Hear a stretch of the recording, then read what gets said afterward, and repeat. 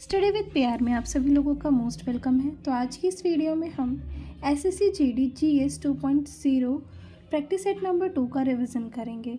तो आज का हमारा पहला क्वेश्चन होगा पंडित रविशंकर संबंधित शैली, यानी पंडित रविशंकर किस शैली से संबंधित है। तो यहाँ पे इसका उत्तर हो जाएगा हिंदुस्तानी शास्त्रीय वादन से संबंधित है और यह एक सितार वादक भी हैं। इनको कुल ग्रैमी जो मिले हैं वो 5 मिले हैं और पहली बार इनको मिला था 1967 में। और किस एल्बम के लिए दिया गया था, तो वेस्ट मीट्स ईस्ट एल्बम के लिए इनको ग्रैमी अवार्ड पहली बार दिया गया था। नेक्स्ट है हमारा घराना। जो पंडित रविशंकर हैं वो बनारस घराने से संबंधित है और इनको 1967 में ही पद्म भूषण भी मिला था।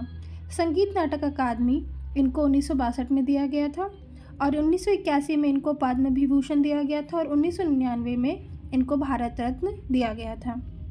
इन्हें पद्मश्री नहीं मिला है। नेक्स्ट है हमारा क्वेश्चन नंबर 2। क्वेश्चन नंबर 2 है मणिपुरी शास्त्रीय नृत्य के डैश मर्दाना पहलू को जानते हैं। तो यहाँ पे इसका उत्तर हो जाएगा चोलम के नाम से जाना जाता है। इसमें टोटल हमारे 2 भाव होते हैं, एक तो तांडव होता है और एक लास्य होता है। तांडव पुरुष को दर्शाता है और लास्य स्त्री को। और मणिपुरी की जो पोशाक है वो पोटलोई ड्रेस है। नेक्स्ट है हमारा राधा कृष्ण प्रेम पर आधारित है मणिपुरी नृत्य और यह वैष्णव संप्रदाय से संबंधित है। मणिपुरी नृत्य का भाग लाई हरोबा, ये देवताओं की मीरा बनना इसका अर्थ है। मणिपुरी की 3 शैलियाँ हैं, मंडल रसक, ताई रसक और डंडा रसक। नेक्स्ट है रासलीला की प्रस्तुति। रास में रासलीला की प्रस्तुति की जाती है। नेक्स्ट है हमारा क्वेश्चन नंबर 3। क्वेश्चन नंबर 3 है वर्मी भाषा। वर्मी भाषा किस देश की है, तो यहाँ पे इसका उत्तर हो जाएगा म्यांमार की है। म्यांमार का जो पुराना नाम था वो वर्मा था। 1935 के भारत शासन अधिनियम से जो म्यांमार का है वो म्यांमार का जो गठन है 1937 में हुआ, यानी म्यांमार भारत से अलग हो गया। नेक्स्ट है चीन में मंदारिन भाषा बोली जाती है, दुनिया में सबसे अधिक बोली जाने वाली भाषा है। नेक्स्ट है हमारा भाषा और संबंधित देश। अफगानिस्तान में दारी और पश्तो बोली जाती है। भूटान का है दजोंखा। इंडोनेशिया का है मलय या बहाशा। ब्रुनेई का है मलय। इज़राइल का है हिब्रू। कंबोडिया का है खमेर। मालदीव का है दिवेही और केन्या का है स्वाटिली और तजाकिस्तान का है ताजिक। ये सभी भाषा और उनसे संबंधित देश थे। नेक्स्ट है हमारा क्वेश्चन नंबर 4। साओजाओ फेस्टिवल किस देश से संबंधित है, तो ये किस राज्य से संबंधित है, तो ये गोवा से संबंधित है। ये कैथोलिक ईसाइयों द्वारा मनाया जाता है। सनबर्न, 3 किंग्स, टैटू महोत्सव, सिग्मो, बोनड्रम, अंगूर महोत्सव, वास्को महोत्सव, ये सभी गोवा में मनाए जाने वाले महोत्सव हैं। नेक्स्ट है मणिपुर का है संगाई और चुम्फा। असम का है बिहू, वैशागु, देहिंग, पटकाई और नागालैंड का है हॉर्नबिल और शेक्रेनई। नेक्स्ट क्वेश्चन है क्वेश्चन नंबर 5। नीरू स्वामी पिल्लई और राजा रत्नम पिल्लई संबंधित वाद्य यंत्र, ये किस वाद्य यंत्र से संबंधित है, तो यहाँ पे इसका उत्तर हो जाएगा नादर स्वरम से। शेख चिन्ना मौला, ये भी हमारे नादर स्वरम से संबंधित है। मैंडोलिन यू श्रीनिवासन और तापस रॉय। मृदंगम से है आरवी राघवन और केवी प्रसाद और सारंगी से है मुराद अली। नेक्स्ट है हमारा क्वेश्चन नंबर 6 है सिंगालीला राष्ट्रीय उद्यान, तो ये पश्चिम बंगाल में है। सुंदरवन, बुक्सा, जल्दापारा, गोरुमारा, न्योरा वैली, ये सभी पश्चिम बंगाल के राष्ट्रीय उद्यान हैं। नेक्स्ट है घासीदास और कांगेर और इंद्रावती, ये छत्तीसगढ़ के राष्ट्रीय उद्यान है। अंशी, बन्नेर घाट, ये कर्नाटक में स्थित है। मथिकेतन और साइलेंट वैली, ये केरल में स्थित है। फ्लावर वैली उत्तराखंड में है और पिन वैली हिमाचल प्रदेश में है। नेक्स्ट है हमारा क्वेश्चन नंबर 7 है भारत ने पहली बार ओलंपिक खेलों में कब भाग लिया, तो यहाँ पे इसका उत्तर हो जाएगा 1920 में भाग लिया। 1920 में भाग लिया एंटवर्प ओलंपिक में। राष्ट्र के तौर पर इन्होंने भाग लिया और इसमें 5 एथलीटों ने भाग लिया था। ध्वजवाहक पूर्णा बनर्जी थी। पहली बार 1900 में जो सबसे पहली बार हुए थे 1900 में नॉर्मन पिज़ार्ड, इन्होंने 2 सिल्वर मेडल जीता था दौड़ में। नेक्स्ट है हमारा भारत के लिए पहला पदक व्यक्तिगत, तो ये केडी जाधव जी ने जीता था, कांस्य पदक जीता था और ये कुश्ती से संबंधित है और यह 1952 हेलांस्की में हुए थे। नेक्स्ट है भारत के लिए पहला सिल्वर व्यक्तिगत किसने जीता था, तो ये 2004 में, ये एथेंस में हुए थे, राज्यवर्धन सिंह राठौड़ ने शूटिंग में जीता था। नेक्स्ट है भारत के लिए पहला व्यक्तिगत गोल्ड किसने जीता था, तो भारत के लिए पहला व्यक्तिगत गोल्ड अभिनव बिंद्रा जी ने 2008 बीजिंग ओलंपिक शूटिंग में गोल्ड जीता था और इनकी बुक है ए शॉट एट हिस्ट्री। नेक्स्ट है हमारा शीतकालीन ओलंपिक में भारत ने भाग लिया, तो शीतकालीन ओलंपिक में भारत ने 1964 में भाग लिया। नेक्स्ट है हमारा क्वेश्चन नंबर 8, 44वां संविधान संशोधन अधिनियम 1978 संबंधित है, तो ये किससे संबंधित है, तो यहाँ पे इसका उत्तर हो जाएगा संपत्ति के अधिकार से संबंधित है।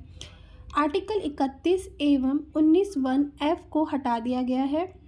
इसे कानूनी अधिकार आर्टिकल 300 का, जो कि वर्तमान अभी इसमें ही स्थित है। स्वतंत्रता का अधिकार आर्टिकल 19 से लेकर के 22 तक है। फिर समानता का अधिकार आर्टिकल 14 से लेकर के 18 तक है। फिर उसके बाद धार्मिक स्वतंत्रता का अधिकार आर्टिकल 25 से लेकर के 28 तक है।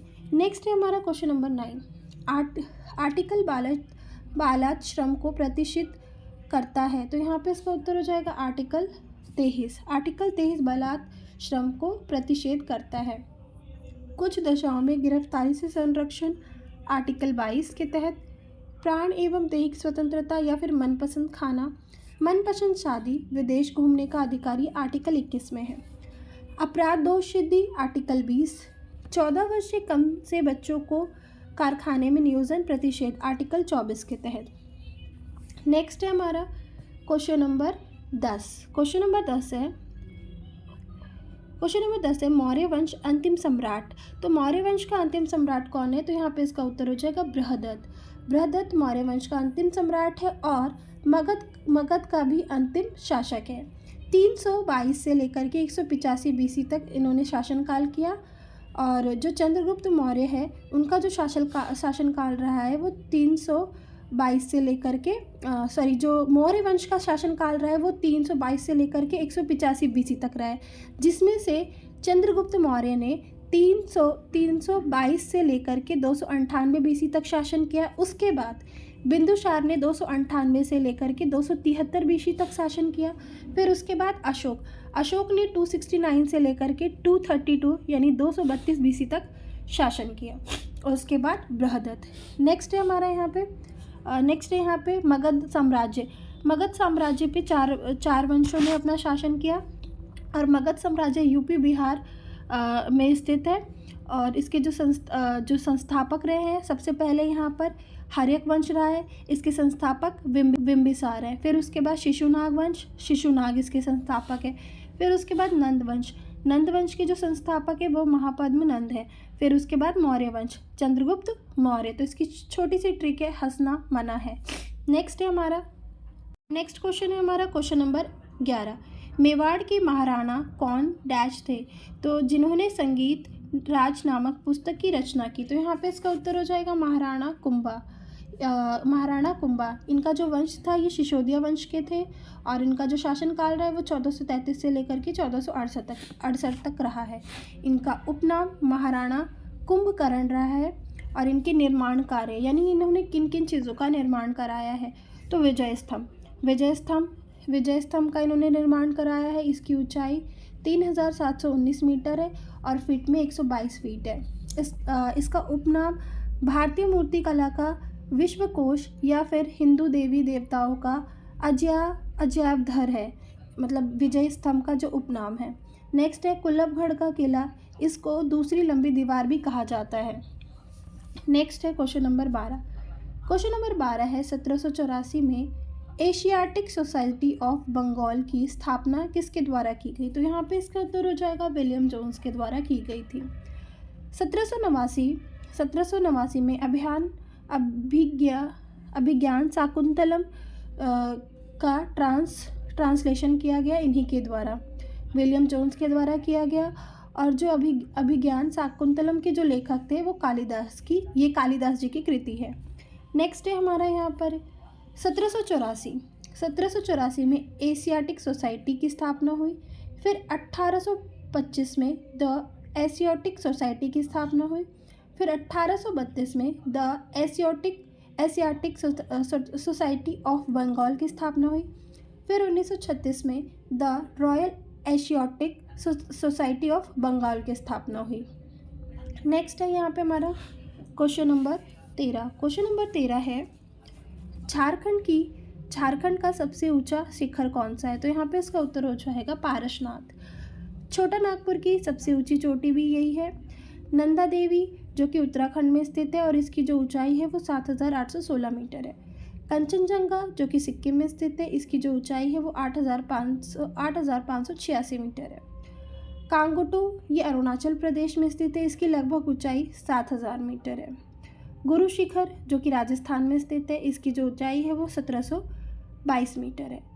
फिर है अमसौत यूपी में स्थित है, इसकी जो ऊंचाई है ऊंचाई है इसकी जो 957 मीटर। और शिलोंग पीक जो कि मेघालय में स्थित है। धूपगढ़ एमपी में स्थित है। गिरनार गुजरात में स्थित है। देवमाली उड़ीसा में स्थित है। डोडा बेटा जिसकी ऊंचाई 2,637 मीटर है और ये तमिलनाडु में स्थित है। नेक्स्ट है हमारा क्वेश्चन नंबर 14। क्वेश्चन नंबर 14 है भारत के योजना आयोग को डैश में नीति आयोग द्वारा प्रतिस्थापित किया गया। तो यहाँ पे इसका उत्तर हो जाएगा 2015 में। 2015 में योजना आयोग की जगह नीति आयोग की स्थापना की गई थी। योजना आयोग 15 मार्च 1950 में इसका गठन किया गया था और इसको रद्द 17 अगस्त 2014 को कर दिया गया था। इसकी जगह पे नीति आयोग 1 जनवरी 2015 को इसकी स्थापना की गई और नीति की जो फुल फॉर्म है वो national institute for transforming India है, राष्ट्रीय भारत परिवर्तन संस्थान हिंदी में, और इसका हेडक्वार्टर है नई दिल्ली में। नीति आयोग के जो अध्यक्ष हैं वो पीएम होते हैं। नीति आयोग के प्रथम सीईओ कौन थे? तो ये सिंधु श्री खुल्लर थे। वर्तमान सीईओ हैं BR सुब्रमण्यम। नीति आयोग के प्रथम उपाध्यक्ष कौन थे? तो अरविंद पंघाड़िया थे और वर्तमान उपाध्यक्ष सुमन के बैरी हैं। नेक्स्ट है हमारा क्वेश्चन नंबर 15।